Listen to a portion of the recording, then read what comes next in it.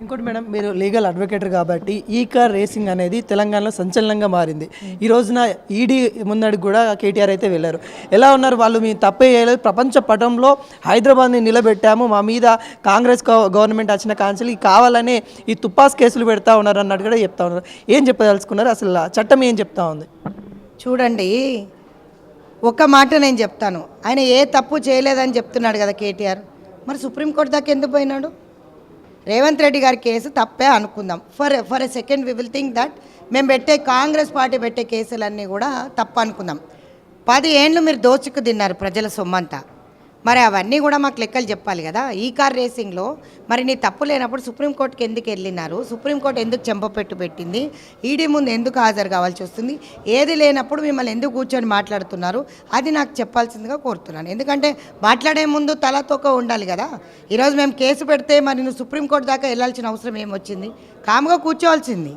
మీరు మేము రాకనే ముందే ఈరోజు కౌశిక్ రెడ్డి గారు చేసే అరాచకాలు ఇంత అంతా కాదు. సో పాప మా అబ్బాయికి ఏం తెలుసో ఏం తెలీదో నాకైతే తెలియదు, కానీ రెచ్చగొట్టి ఈరోజు కేసులన్నీ పెట్టిస్తున్నారు అంటే మరి అదే హరీష్ రావు ఉన్నాడు, మరి కేటీఆర్ ఉన్నాడు, కల్వకుంట్ల కవిత ఉన్నది. ఎంత కుంభకోణం జరుగుతున్నది, ఎంత కుంభకోణం జరిగిందనేది లెక్కలతో పాటు బయట ప్రజానికానికి తెలియజేయాల్సిన అవసరం ముఖ్యమంత్రి గారిదే. కాబట్టి వైట్ పేపర్ రిలీజ్ చేసినారు. ఈరోజు మేము అన్నీ కూడా బయట పెడతాం. ఈ కార్ రేసింగే కాదు, ఇంకా చాలా ఉన్నాయి. ఏవైతే చాట్లు బూట్ల మీద తిన్నవి కూడా ఉన్నాయి.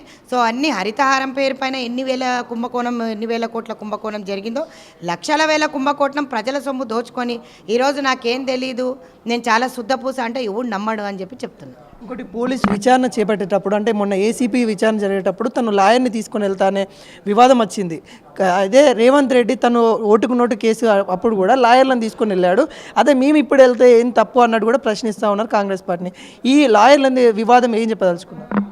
చూడండి, ఒకటి కేటీఆర్ లాయర్లను తీసుకొని వెళ్తున్నాడంటే నాకు తెలిసి రేవంత్ రెడ్డి గారు అట్లాంటి తప్పుడు పని చేయరు, లాయర్లు అవసరమే లేదు. ఎందుకంటే is a very nice argument, ఆయననే చెప్పుకోగలుగుతాడు. ఎందుకంటే ఒక న్యాయవాదిగా అన్న కేసులు చాలా చూశాను, నేను గతంలో చూశాను. అంటే అర్లియర్ అన్న నాతో మాట్లాడేటప్పుడు మా ఆఫీస్కి వచ్చే ముందు లీగల్ కౌన్సిల్ కేసెస్ ఉన్నప్పుడు చాలా చూశాను నేను.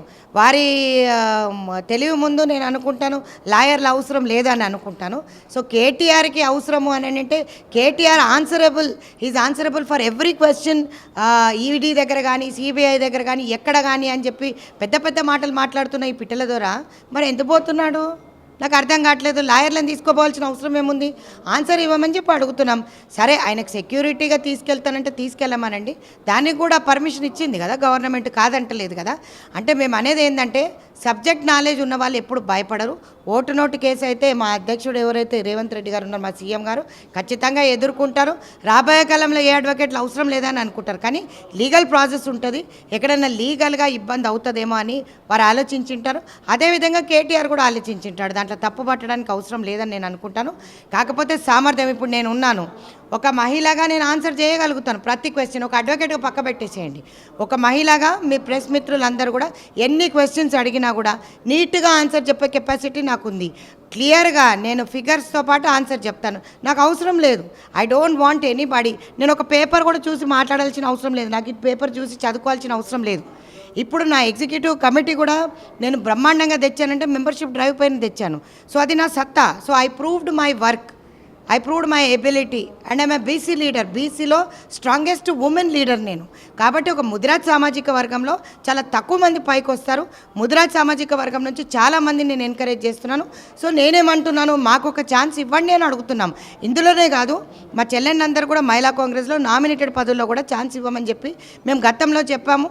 ఇప్పటికీ 3 నెలలు 4 నెలలు అయినా కూడా 40 లిస్టుల పైన కూడా ఎవరు స్పందిస్తలేరు. కాబట్టి అగ్రనాయకులకు, సీనియర్ నాయకులకు కూడా విన్నవించుకున్నాను, ఢిల్లీలో కూడా చెప్పాను. సో నేను నిజంగా కూడా I'm very thankful to KC Venugopal garu, Alka లంబా గారికి.